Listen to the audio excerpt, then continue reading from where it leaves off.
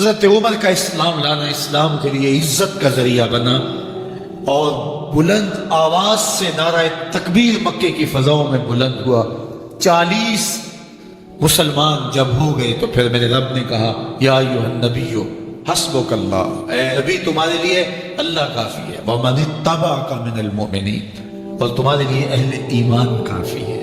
حضور علیہ السلام کے حوالے سے ان کی حساسیت اور ان کا جوش و جذبہ اور ان کی غیرت ایمانی دیدنی تھی۔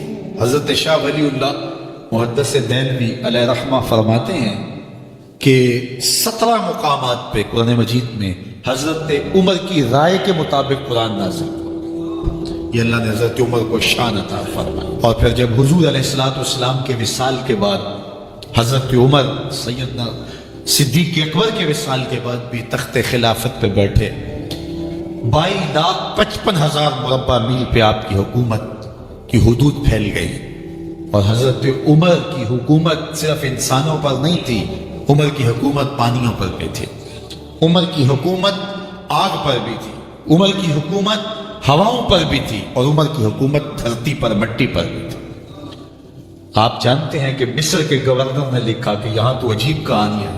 کیا ہوا؟ کہا کہ دریائے نیل اتنی دیر تک چلتا نہیں جب تک ایک نوجوان لڑکی کو زیورات سے آراستہ کر کے نیل میں ڈالا جاتا ہے، پھر نیل چلتا ہے، اور یہ برسا برس رسم جاری ہے۔ حضرت عمر کے پاس جب یہ پیغام پہنچتا ہے تو حضرت عمر نیل کو خط لکھ رہے ہیں، بسم اللہ الرحمن الرحیم، مصر کے نیل کے نام عمر کا خط، اور آگے لکھتے ہیں اے نیل اگر تو اللہ کے حکم سے چلتا ہے تو چل، ورنہ تیری کوئی ضرورت نہیں ہے۔ اور رکا لکھ کر قاصد کو دیا، جا کے یہ دریائے نیل میں ڈال دو۔ اللہ اکبر، جن کے رکے دریا بھی مانتے ہیں، پانیوں پر بھی حکومت ہے۔ اور نیل میں جب وہ رکا ڈالا گیا، نیل ایسا چلا آج تک کبھی رکا ہی نہیں ہے۔ پانیوں پر حکومت، ہواؤں پہ حکومت۔ مسجد نبوی کا ممبر ہے، عمر خطبہ دے رہے ہیں، عراق کے علاقہ دہاون میں جنگ ہو رہی ہے، مدینے سے 1 مہینے کی مسافت ہے، 1 مہینہ مسلسل چلے تو دہاون آتا ہے۔ حضرت عمر خطبہ دیتے دیتے درمیان میں جملہ معترضہ کا، یا ساریہ الجبل، اے ساریہ پہاڑ نہ چھوڑنا۔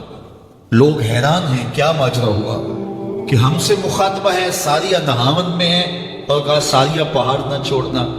1 مہینے کے بعد جب وہاں سے قاصد آیا، اس نے کہا اللہ نے فتح دے دی۔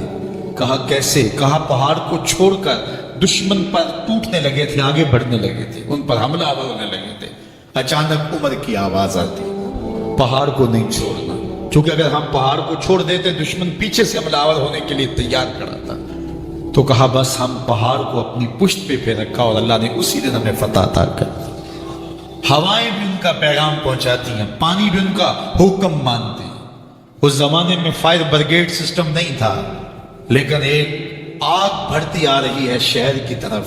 لوگوں نے حضرت عمر کو بتایا، امیر المومنین آگ پھیلتی آگے بڑھتی چلی آ رہی ہے اور شہر کو اپنے قابو میں لینے والی ہے۔ عمر اپنی چادر اتارتے اور حضرت تمیم داری کو دیتے ہیں، کہا یہ چادر لے جاؤ اور ایسے ایسے کرو آگ پیچھے بھاگتی چلی جائے۔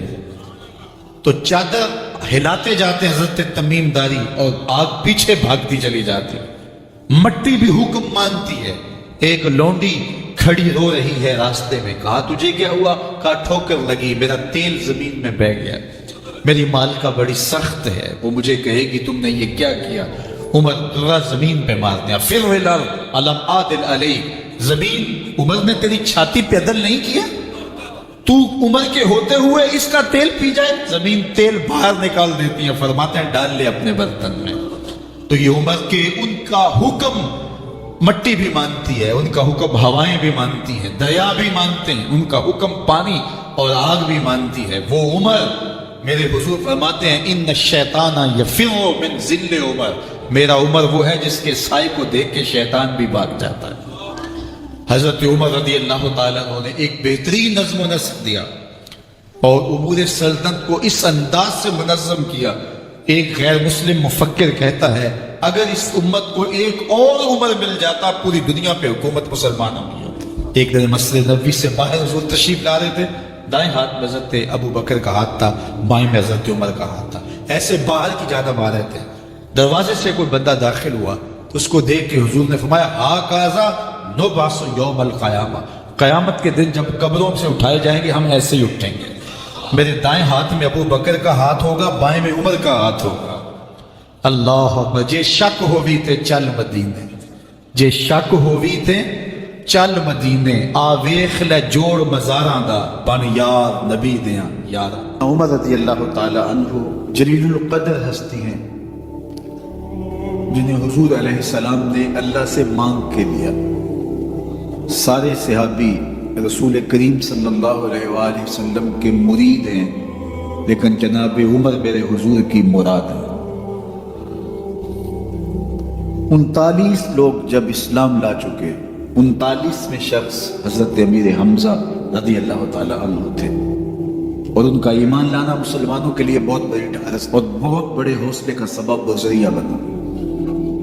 تو میرے حضور نے ہاتھ اٹھا لیے، کہا اے اللہ، ایک شیر دیا ہے امیر حمزہ، ایک شیر اور عطا کر دے، اب تیری مرضی، عمر بن خطاب دے دے یا عمر بن حشام دے دے۔ حضور دعائیں مانگ رہے اور یہ ہاتھ میں تلوار لیے غیظ و غضب سے بھرے ہوئے گھر سے نکلتے ہیں کہ بانی اسلام کا چراغ بجھا دینا ہے۔ راستے میں ایک صاحب ملے اور کہا کہ عمر، تیور کوئی اچھے نہیں لگتے، خیر تو ہے، کدھر جا رہے ہو؟ کہا چراغ اسلام بجھانے جا رہا ہوں، یہ روز کا مسئلہ ختم ہونے لگا ہے میرے ہاتھوں۔ مسکرا کے بولے گھر کی خبر تو لو۔ کہا میرے گھر کو کیا ہوا؟ کہا تمہاری